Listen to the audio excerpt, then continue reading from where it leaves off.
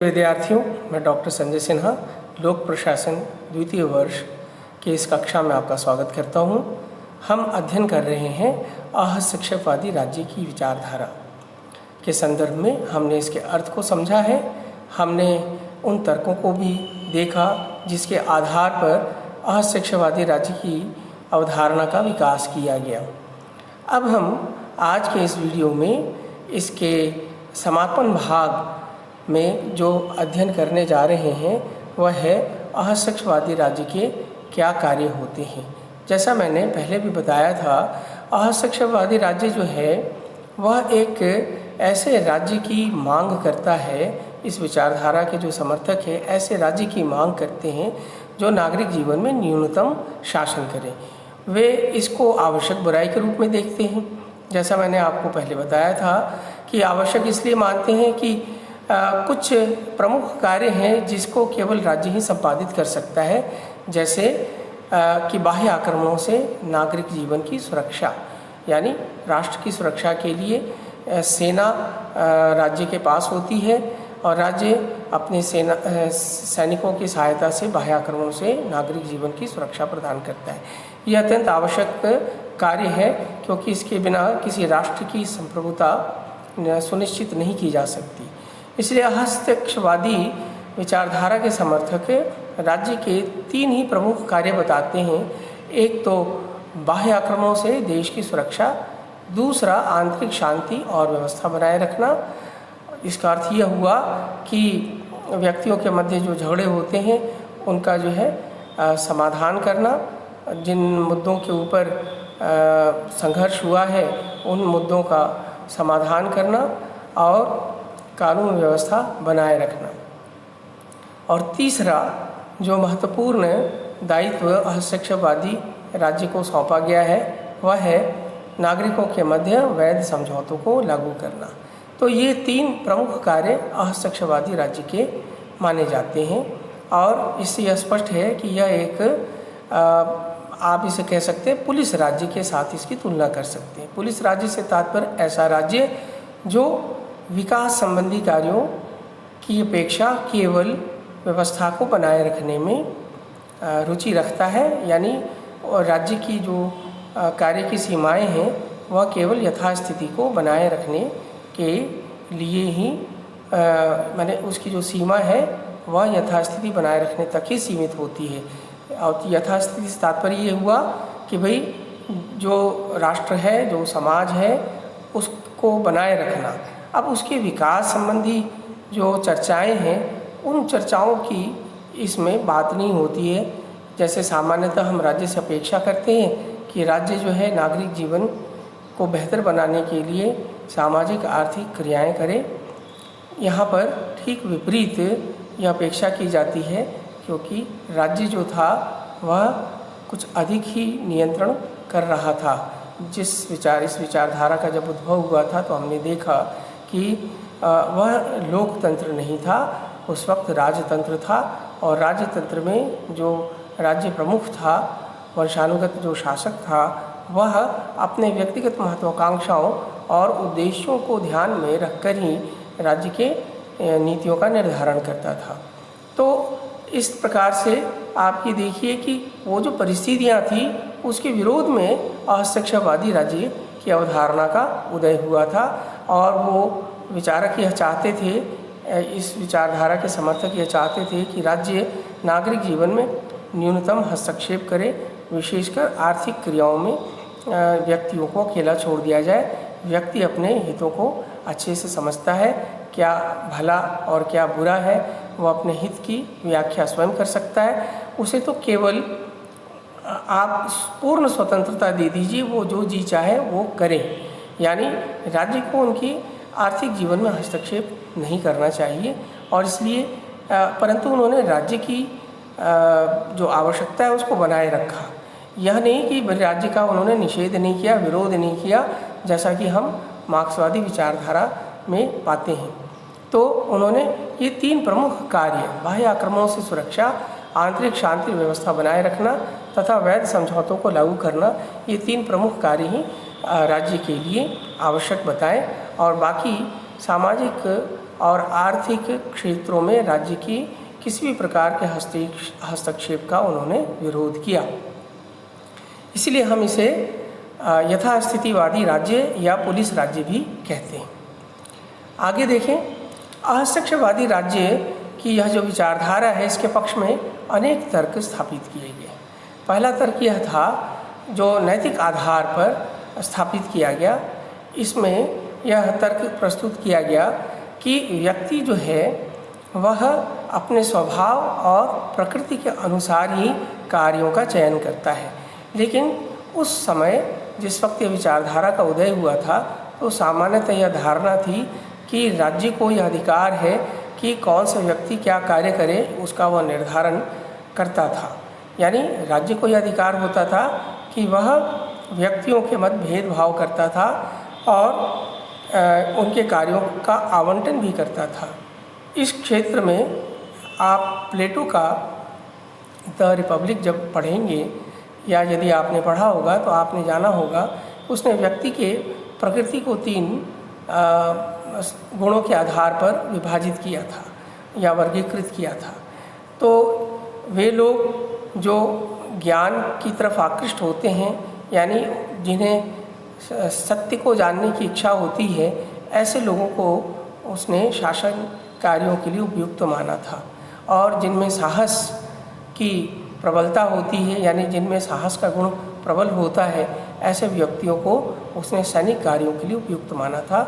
और ऐसे लोग जिनमें कह सकते हैं कि विभिन्न मानवीय इच्छाएं जो हैं उनकी प्रबलता होती है, यानी जिसमें एपिटाइट, यानी जिसमें भूख ज़्यादा है किस चीज़ की, तो भौतिक वस्तुओं के प्रति लालसा जिसमें अधिक है, तो ऐसे व्यक्तियों को उसने जो है व्यापारिक क्रियाओं के लिए उपयुक्त माना था।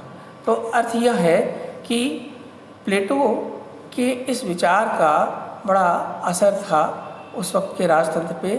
और चूँकि प्लेटो ने राजा को यह दायित्व दिया था कि वह व्यक्तियों के गुणों के आधार पर कार्यों का विभाजन करे, आवंटन करे, तो यह एक परंपरा से चली आ रही थी कि राजा को यह अधिकार है कि वह लोगों के कार्यों का आवंटन करे, उनके प्रकृति का निर्धारण करते हुए। यानी व्यक्ति को यह स्वतंत्रता नहीं थी कि वह अपने स्वयं के प्रकृति का जिसको कहते हैं कि पहचान करे, अपने प्रकृति या अपने स्वभाव को समझे कि उसकी रुचि किस कार्य में है, किस क्षेत्र में उसकी रुचि है, इसका निर्धारण राज्य करेगा। तो ये जो बात है यह दर्शाती है कि व्यक्ति स्वतंत्र नहीं था, राज्य जो है उसको कार्य आवंटित करता था। इसी का विरोध करते हुए नैतिक आधार पर हस्तक्षेपवादी राज्य के विचारक यह कहते हैं, यह तर्क देते हैं कि किसी व्यक्ति का जो स्वभाव है वह व्यक्ति ज़्यादा बेहतर समझता है राज्य की तुलना में, इसलिए कार्य भूमिका का निर्धारण भी व्यक्ति को करना चाहिए, न कि राज्य को। यदि राज्य कार्यों का निर्धारण करेगा और उसे नियंत्रित करेगा तो निश्चित ही वह उसके स्वभाव के अनुसार हो, यह कोई आवश्यक नहीं होगा।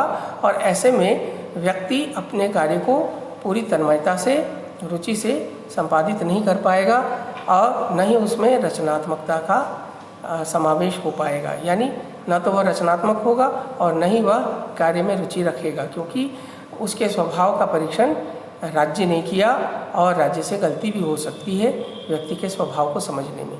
तो इस प्रकार से नैतिक आधार को सामने रखते हुए हस्तक्षेपवादी राज्य के समर्थकों ने यह बात कही कि नागरिकों को राज्य को नागरिक जीवन में हस्तक्षेप नहीं करना चाहिए, विशेषकर कार्य भूमिका के निर्धारण में उन्हें स्वतंत्र छोड़ देना चाहिए, वे अपने स्वभाव अनुसार अपने कार्य का चयन करें।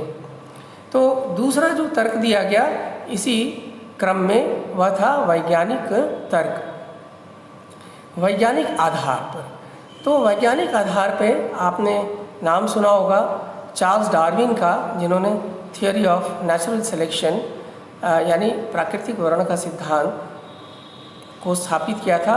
अपने महत्वपूर्ण पुस्तक 1854 में जो है जो प्रकाशित हुई थी, और ओरिजिन ऑफ स्पीसीज़ में विशेषकर उन्होंने एवोल्यूशन को एक जो है पर्यावरण से जोड़ते हुए कि किस प्रकार से जीव जंतु पेड़ पौधे अपने वातावरण से प्रभावित होते हैं और उसी के अनुसार वो ढलते हैं, उनके अंगों का, उनके स्वभाव का, उनकी प्रकृति का जो विकास होता है, ये बात डार्विन ने अपनी पुस्तक ओरिजिन ऑफ स्पीसीज़ में कही थी। तो उन्होंने थ्योरी ऑफ नेचुरल सिलेक्शन की अवधारणा भी स्थापित की थी, और इस स्थापना का जो मूल आधार यह था कि प्रकृति के अनुसार जो है जीव ढलता है, जीव का विकास प्रकृति की शक्तियों के अधीन होता है। और इसी विचार को हर्बर्ट स्पेंसर ने और उसका विस्तार करते हुए युक्तितम ही जीवित रहता है की अवधारणा स्थापित की। इसका अर्थ ये हुआ कि प्राकृतिक शक्तियों में से संघर्ष करते हुए जो जीव सक्षम होता है, योग्यतम होता है, वही जीवित रहता है, और जो कमज़ोर होते हैं वो समाप्त हो जाते हैं।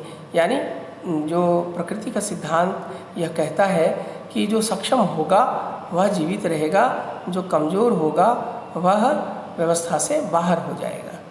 तो सर्वाइवल ऑफ द फिटेस्ट यह एक विचार स्थापित किया, और इस आधार पर उन्होंने तर्क दिया कि राज्य जो है उसे संरक्षण का कार्य नहीं करना चाहिए, यानी लोगों की सहायता या लोगों की मदद या उनको प्रोटेक्ट करने की जिम्मेदारी राज्य को नहीं निभानी चाहिए, उन्हें छोड़ देना चाहिए, ताकि एक स्वस्थ समाज की रचना हो। अर्थात व्यक्तियों के मध्य प्रतिस्पर्धा होने दीजिए। प्रकृति जो है प्रतिस्पर्धा को पसंद करती है, जो सक्षम होगा वो स्थापित होगा और जो कमज़ोर होंगे वो हट जाएंगे, वो नष्ट हो जाएंगे।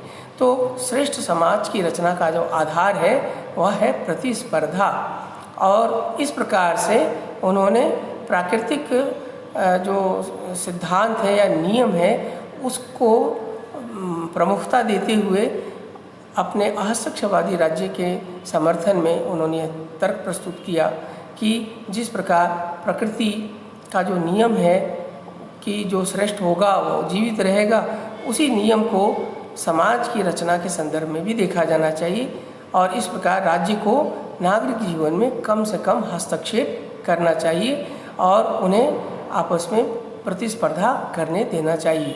जो सक्षम होंगे वो जो है बने रहेंगे, और इस प्रकार से जो समाज बनेगा वो सक्षम लोगों का समाज होगा। इसके बाद और कुछ तर्क देखिए।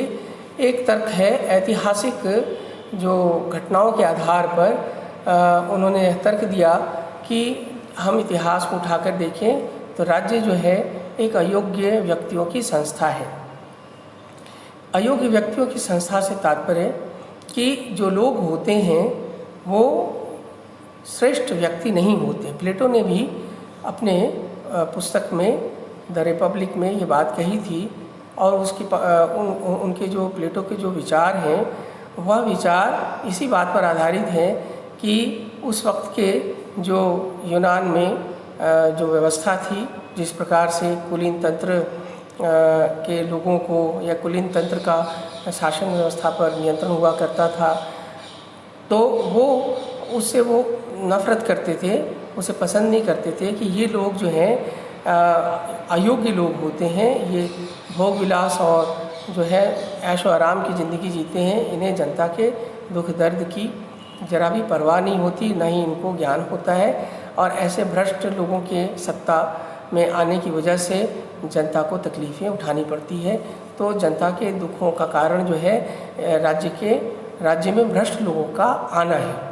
तो इस प्रकार से प्लेटो ने भी ये बात कही थी कि राज्य जो है अयोग्य व्यक्तियों की संस्था है, और इसीलिए उसने एक दार्शनिक राजा की अवधारणा प्रतिपादित की थी कि राजा कैसा होना चाहिए, जो अत्यंत ज्ञानवान हो, जिसे सत्य का ज्ञान है और जो विद्वान है, और ऐसा व्यक्ति ही जो है वो न्याय कर सकता है। तो अयोग्य व्यक्तियों की संस्था सामान्यतः राज्य होती है, ऐसा इनका तर्क था, और इसी वजह से लाल फीताशाही, भ्रष्टाचार और निर्णयों में विलंब, ये सारी चीज़ें हमको दिखाई देती है राज्य में।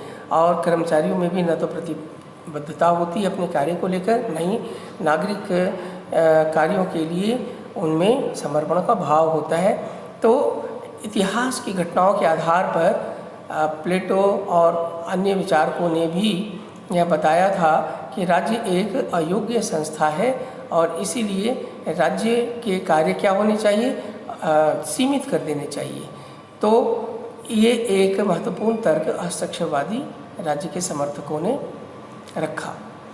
इसके बाद एक और तर्क रखा, वो व्यवहारिकता के आधार पर। उन्होंने ये कहा कि हम सामान्यतः राज्य से सभी कार्यों की अपेक्षा करते हैं, सामाजिक, सांस्कृतिक, आर्थिक, राजनीतिक सभी प्रकार के कार्यों या जो समस्याएं हैं उनके निराकरण के लिए हम राज्य से अपेक्षा करते हैं। लेकिन उनका यह तर्क है कि व्यवहारिक स्तर पर अगर देखा जाए तो कोई भी एक संस्था सभी प्रकार के कार्य करने के लिए सक्षम हो ही नहीं सकती। यानी विशेषज्ञता के सिद्धांत का उल्लंघन यहाँ हो रहा है। यानी कोई भी राज्य संभव नहीं है कि वह सभी प्रकार के कार्य, चाहे वो धार्मिक हो, चाहे सामाजिक, सांस्कृतिक, और उसी अनुपात में राजनीतिक और आर्थिक क्रियाओं को वो श्रेष्ठ तरीके से पूरा कर सके। हो सकता है वो राजनीतिक कार्य अच्छे से कर सकती हो, लेकिन कोई ज़रूरी नहीं कि वह सामाजिक और सांस्कृतिक कार्य भी बढ़िया से करे। इसीलिए व्यवहारिकता के आधार पर भी राज्य के कार्यों को सीमित किया जाना चाहिए।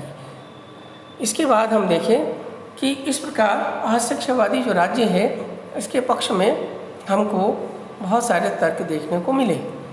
लेकिन अब हम जो कुछ भी हमने अध्ययन किया इसके बारे में ज़रा देखें कि यह जो विचार है वो कितना प्रासंगिक है, विशेषकर आज के संदर्भ में।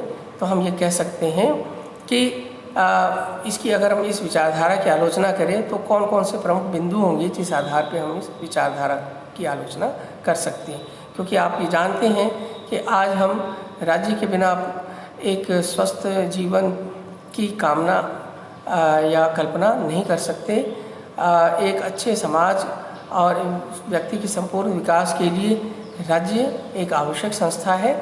और इस दृष्टि से या आज की दृष्टि से अगर हम हस्तक्षेपवादी राज्य के जो तर्क हैं उसको स्वीकार नहीं कर सकते हैं, और अगर हम उसकी आलोचना करना चाहें तो इस आधार पर हम कर सकते हैं कि उनका यह मानना था कि व्यक्ति जो है अपने हितों का सर्वोत्तम रक्षक होता है।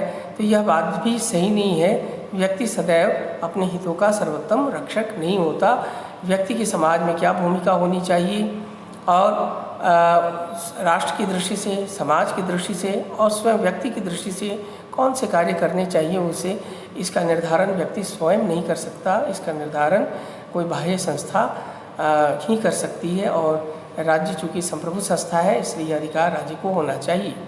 अब सवाल ये उठता है कि हम ये कैसे कह सकते हैं कि व्यक्ति अपने हितों का सर्वोत्तम रक्षक नहीं होता। तो आप देखिए बहुत सारे व्यक्ति आर्थिक क्रियाओं को, अपनी आर्थिक आवश्यकताओं को पूरा करने के लिए चोरी का कार्य करते हैं, डकैती करते हैं, लूटपाट करते हैं, हत्या करते हैं।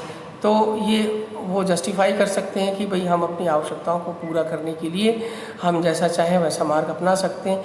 लेकिन निश्चित रूप में हम यह एक स्वस्थ समाज के लिए इस प्रकार की प्रवृत्तियों को हम बढ़ावा नहीं दे सकते।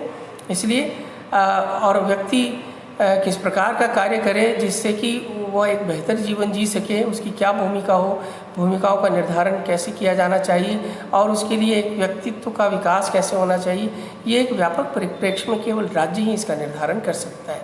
जैसा कि आज हम देखते हैं कि राज्य ही बच्चे को क्या खाना, कैसा भोजन करना चाहिए, किस प्रकार के उसके पारिवारिक मूल्य उसे मिलने चाहिए, उसका समाजीकरण कैसा होना चाहिए, या फिर हम ये कह सकते हैं कि वो कैसी शिक्षा प्राप्त करे, कैसा नागरिक बने और शिक्षा कैसी होनी चाहिए, रोजगारोन्मुखी होनी चाहिए या उसको दक्षता में अभिवृद्धि की जाए या एक अच्छे नागरिक बनाने के लिए।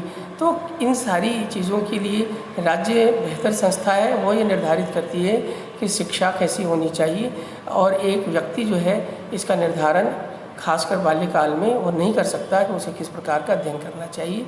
शिक्षा के मानदंड और स्तर का निर्धारण राज्य ही करती है और इसलिए हम ये ये इस बात को स्वीकार नहीं कर सकते हैं कि व्यक्ति सदैव अपने हितों का सर्वोत्तम रक्षक होता है।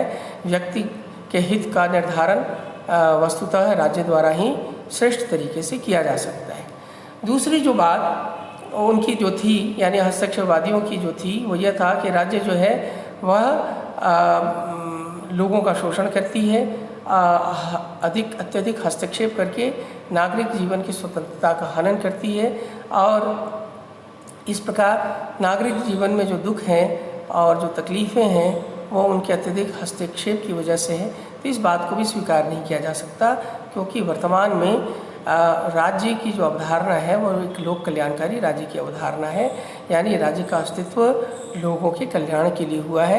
अगर हम किसी भी देश के संविधान को उठाकर हम पढ़ें तो हम पाएंगे कि राज्य जो है वो केवल पूर्ण एक संप्रभु संस्था इसलिए नहीं है कि वो अपने शक्तियों का अपने मनमानेपन तरीके से उसका इस्तेमाल कर सके। तो राज्य को जो शक्तियाँ दी गई हैं संविधान के द्वारा, वह इसलिए दी गई हैं कि वह अपने नागरिकों के जीवन को बेहतर बनाए, यानी नागरिक जीवन को बेहतर बनाना ही वर्तमान राज्यों का उद्देश्य है, और इसी के लिए उन्हें शक्ति प्रदान की गई है, शासन की शक्तियाँ प्रदान की गई। तो वर्तमान में राज्य का स्वरूप लोक कल्याणकारी होता है, और इसलिए हम ये कह सकते हैं कि उनकी यह जो धारणा थी कि राज्य जो है लोगों का शोषण करता है, वह सही नहीं। तो राज्य और स्वतंत्रता परस्पर विरोधी अवधारणा नहीं है। ये एक और बात उभर कर आती है कि वो ये मानते थे कि राज्य लोगों के स्वतंत्रता का हनन करता है। ये बात सही नहीं, बल्कि हम ये देखते हैं कि आज यदि कोई दूसरा व्यक्ति या कोई दूसरा नागरिक हमारी स्वतंत्रता का हनन करता है तो हम राज्य की शरण में जाते हैं। हम पुलिस में उसके विरुद्ध जो है FIR दर्ज करते हैं और उसके विरुद्ध न्यायालय में जाकर अपनी स्वतंत्रता की रक्षा की मांग करते हैं। तो राज्य अपनी शक्तियों का प्रयोग करके वो हमारी स्वतंत्रता को सुनिश्चित करता है। न केवल व्यक्ति और व्यक्तियों के मध्य मनमुटाव या झगड़े का निपटारा करता है, बल्कि व्यक्ति और राज्य के संस्थाओं और उसके नागरिकों के मध्य, संस्थाओं और कर्मचारियों के मध्य भी अगर कोई विवाद है तो इसका निपटारा भी राज्य ही करता है। तो सरल अर्थों में हम ये कह सकते हैं कि राज्य ही हमारी स्वतंत्रता को सुनिश्चित करता है। राज्य ना होता तो लूटपाट और आम जनजीवन जो है अस्त व्यस्त हो जाता, जिसकी लाठी उसकी भैंस वाली कहावत जो है चरितार्थ हो जाती। तो राज्य की वजह से लोग जो है सभ्य बने रहते हैं। उस राज्य की वजह से ही हम अपनी स्वतंत्रता का उपभोग कर पाते हैं। फिर एक और बात कि प्राणी शास्त्र से तुलना करना एक दोषपूर्ण अवधारणा है। हस्तक्षेपवादी राज्य के समर्थकों ने, जैसा मैंने अभी बताया, कि उन्होंने प्राकृतिक न्याय के सिद्धांत का जो है को आधार बनाकर अपनी बात रखने की कोशिश की। उन्होंने कहा था कि जैसे प्राकृतिक नियम जो हैं उसमें श्रेष्ठतम की विजय की बात उन्होंने कही थी। उन्होंने कहा कि इसके विरोध में बात कही जा सकती है कि यह जो बात है यह जो है जंगल का कानून है। जंगल के कानून को एक सभ्य मानवीय समाज में लागू नहीं किया जा सकता। इसको ऐसे समझिए कि अगर हम ये स्वीकार कर लें कि जो शक्तिशाली होगा वो जो चाहे वो कर सकता है, तो फिर जो निर्बल लोग हैं उनका क्या होगा?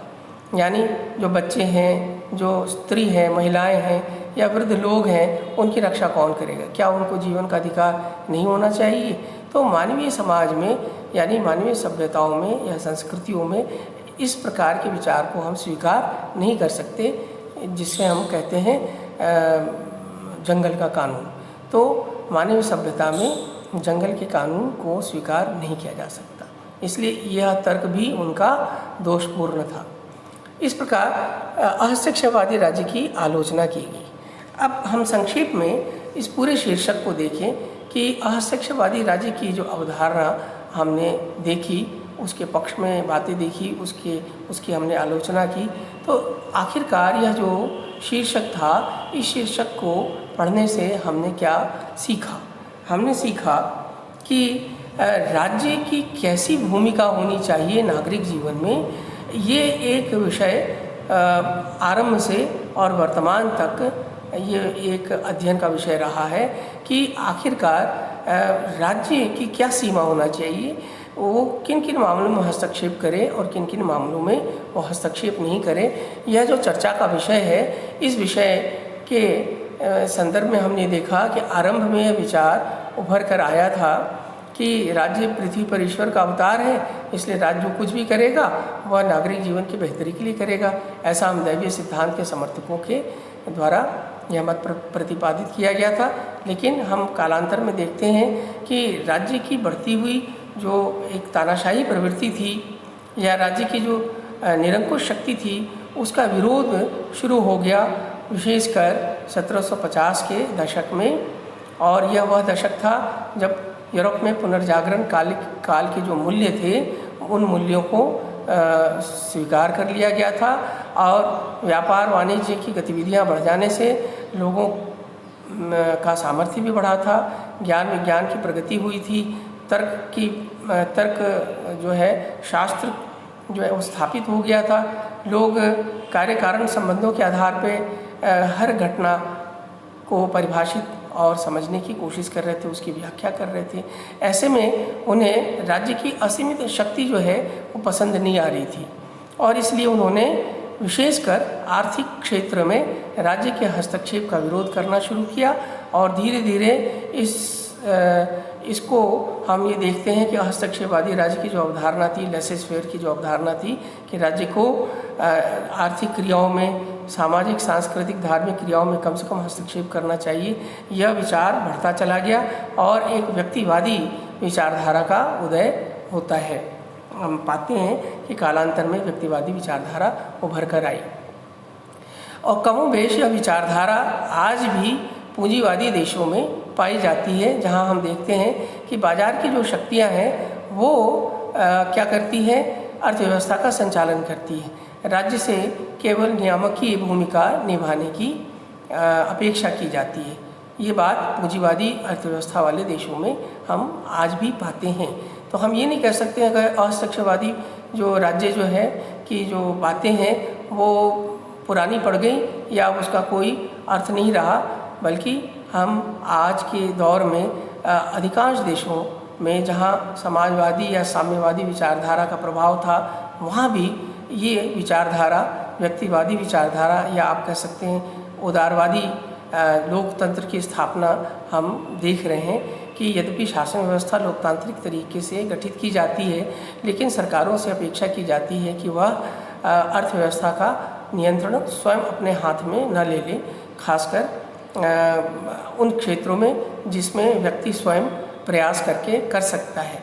यानी जहाँ पर बहुत अधिक पूंजी और साहस की आवश्यकता नहीं है या जोखिम नहीं है, वहाँ उन क्षेत्रों में नागरिकों को स्वतंत्रता दी जानी चाहिए। राज्य सरकारों को केवल आधारभूत संरचनाओं के विकास में ही अपना धन और श्रम व्यय करना चाहिए। यह धारणा आज की भी धारणा है, यानी वर्तमान युग की भी यही धारणा है कि राज्य को मिनिमम गवर्नमेंट की बात करनी चाहिए। तो ये विचारधारा यद्यपि अगर इसकी पूर्णता में इस विचारधारा को देखें तो वो तो स्वीकार्य नहीं की जा सकती, लेकिन आंशिक रूप में हम आज भी इसको उदारवादी लोकतंत्र के रूप में पाते हैं। तो यह जो सारा विषय था अध्ययन का, इसका एक ही उद्देश्य था कि राज्य की नागरिक जीवन में क्या भूमिका होनी चाहिए, इसको लेकर हमने एक अध्ययन करना चाहा और हमने देखा कि इस संदर्भ में हस्तक्षेपवादियों का यह मत था कि राज्य को न्यूनतम हस्तक्षेप करना चाहिए। लेकिन इसके बाद का जो शीर्षक जब हम पढ़ेंगे तो हम ये देखेंगे कि लोक कल्याणकारी राज्य की अवधारणा का उदय हुआ। जैसे ही लोकतंत्र का यानी राजतंत्र समाप्त हुआ, सामंतवादी व्यवस्था समाप्त हुई, लोकतंत्र का प्रादुर्भाव हुआ, तो हम ये पाते हैं कि राज्य से नागरिकों की अपेक्षाएं और अधिक बढ़ गई। वो ये मानने लगे कि जो भी विषमताएं हैं नागरिक जीवन की, उन सबको दूर करने का जो दायित्व है वो सरकार को है और सरकार की भूमिका बढ़ गई। तो वर्ग भेद का उन्मूलन करने के लिए, नागरिकों के सर्वांगीण विकास के लिए ये जो जनप्रतिनिधात्मक जो व्यवस्था खड़ी की गई यानी लोकतंत्र खड़ा किया गया, तो उनसे यह प्रमुख अपेक्षा थी कि वह इन विषमताओं को दूर करे और इस प्रकार से आधुनिक काल में हम लोक कल्याणकारी राज्य के उदय की बात करते हैं। उसको हम देखते हैं कि हर देश जो है, चाहे वो पूंजीवादी अर्थव्यवस्था से संचालित देश हो, चाहे वह साम्यवादी या समाजवादी जो है दर्शन से प्रभावित हो, लेकिन हर जगह हम क्या पाते हैं कि सरकार से जो अपेक्षाएं हैं वो बिल्कुल अशिक्षावादी राज्य के विचारकों के विपरीत जो है अपेक्षाएं हैं। यानी ये नागरिक ये मानते हैं कि राज्य जो है उन्हें अधिक से अधिक सहायता प्रदान करेगा। राज्य इसलिए है कि वह हमारी ज़रूरतों को पूरा करे। तो अशिक्षावादी राज्य की जो अवधारणा है ये एक काल विशेष की उपज थी। उस वक्त की परिस्थितियों के विरोध में यह विचारधारा उत्पन्न हुई थी, लेकिन आज के युग में हम इस विचारधारा का पूर्ण समर्थन नहीं कर सकते, बल्कि राज्य आज एक लोक कल्याणकारी राज्य के रूप में स्थापित हो चुका है। एक विधि का शासन आप देखिए, एक संवैधानिक व्यवस्था है, और जो जनता के प्रतिनिधि हैं, चुने हुए प्रतिनिधि हैं, जो जनता की आवश्यकताओं को बेहतर समझते हैं, वे लोग राज्य की शक्तियों का प्रयोग करते हैं, सरकार की नीतियों का निर्धारण करते हैं, लोक कल्याणकारी योजनाएं चलाते हैं।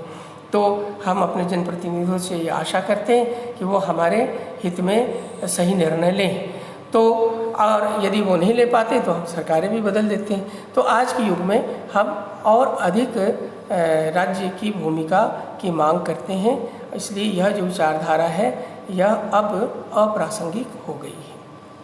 अपेक्षा करता हूँ कि आपने विषय को समझा होगा, और यदि आपकी कोई डाउट्स रह गए तो आप जो है कमेंट में लिख सकते हैं। Thank you.